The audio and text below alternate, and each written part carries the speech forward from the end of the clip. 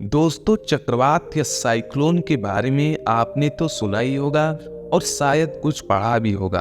तो आज हम जानेंगे कि साइक्लोन कैसे उत्पन्न होता है, यह कितना विनाशकारी होता है और यह इससे कितनी क्षति हो सकती है। आज हम ये सारी चीजें इस वीडियो में जानेंगे, तो वीडियो को बिना स्किप किए लास्ट तक जरूर देखें। समुद्र से उत्पन्न होने वाले चक्रवात को हरिकेन कहा जाता है और यह इतना बड़ा और भयानक होता है कि समुद्र का लाखों लीटर पानी अपने साथ लेकर चलता है। आज तक का सबसे विनाशकारी हरिकेन कैटरीना था, जो अमेरिका में 2005 में आया था, जिसने उस वक्त $225 बिलियन का नुकसान किया था।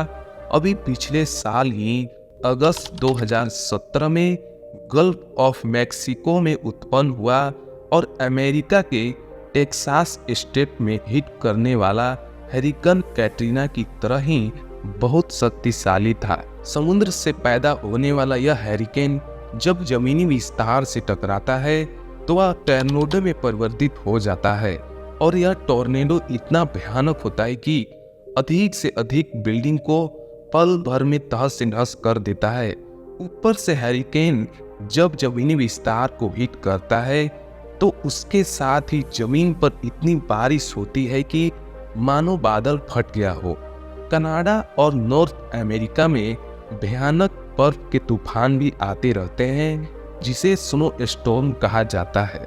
इस स्टॉर्म में फर्क सिर्फ इतना होता है कि इसमें बारिश नहीं लेकिन बेहद मात्रा में बर्फ गिरती है और जहां पर इस तूफान की असर होती है उसके आसपास के लगभग हजारों किलोमीटर दूर का भाग मानो हिम युग में तब्दील हो जाता है। लेकिन दोस्तों, ये सारे स्टॉर्म के मूल में तो एक ही बात होती है कि ये सारे चक्रवात होते हैं और इन सभी चक्रवात के 3 भाग होते हैं। एक तो होता है इन चक्रवातों की ओल, और दूसरा उसके मध्य या बीच का भाग, और तीसरा उसकी आंखें यानी कि आई। आज तक किसी चक्रवात या स्टॉर्म की आई किसी ने भी नहीं देखी।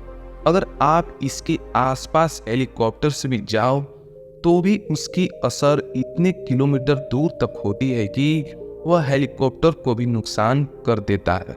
इसलिए इसके बीचों बीच की उसकी आई देखना बेहद मुश्किल है। कभी कभी सैटेलाइट से उसकी तस्वीर मिल जाती है।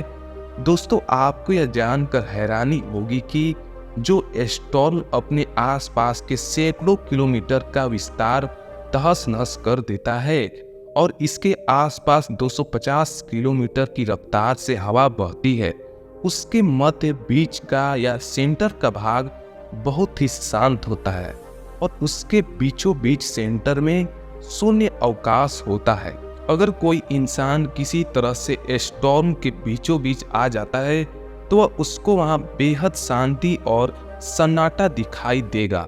ना कोई आवाज, ना कोई हवा और एकदम शून्य अवकाश।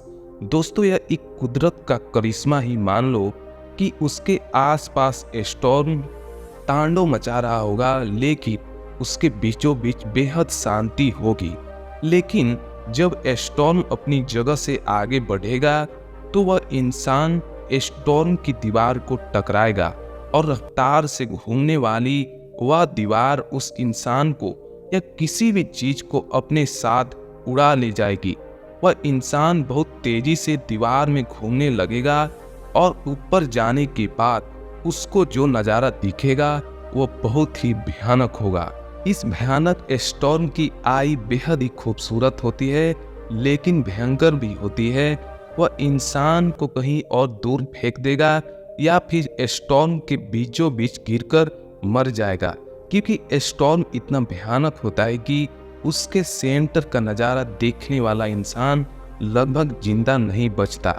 इस स्टॉर्म को उसके विनाश की अलग अलग कैटेगरी में विभाजित किया जाता है, जिसमें अगर इसकी रफ्तार 119 से 153 किलोमीटर पर आवर है तो उसको फर्स्ट कैटेगरी में गिना जाता है। रफ्तार जैसे ही 154 किलोमीटर पर आवर पार हो जाती है वह सेकेंड कैटेगरी का रूप धारण कर लेता है। 178 और उसके ऊपर की रफ्तार को कैटेगरी 3 में गिना जाता है। 209 और उसके ऊपर की रफ्तार को कैटेगरी 4 में गिना जाता है। और जब यह साइक्लोन 222 किलोमीटर पर आवर की रफ्तार को छू लेता है तब उसे टाइप 5 की कैटेगरी में गिना जाता है। यह कैटेगरी बहुत ही विनाशकारी होती है, जो कि अमेरिका में 2005 ईस्वी में यह साइक्लोन आ चुका था, जिसने भयंकर तबाही मचाई थी।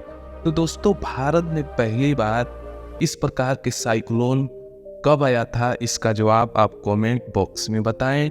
और ऐसे ही इंफॉर्मेटिव वीडियो देखने के लिए हमारे चैनल को सब्सक्राइब करें और वीडियो को लाइक करें। तब तक के लिए गुड बाय, जय हिंद।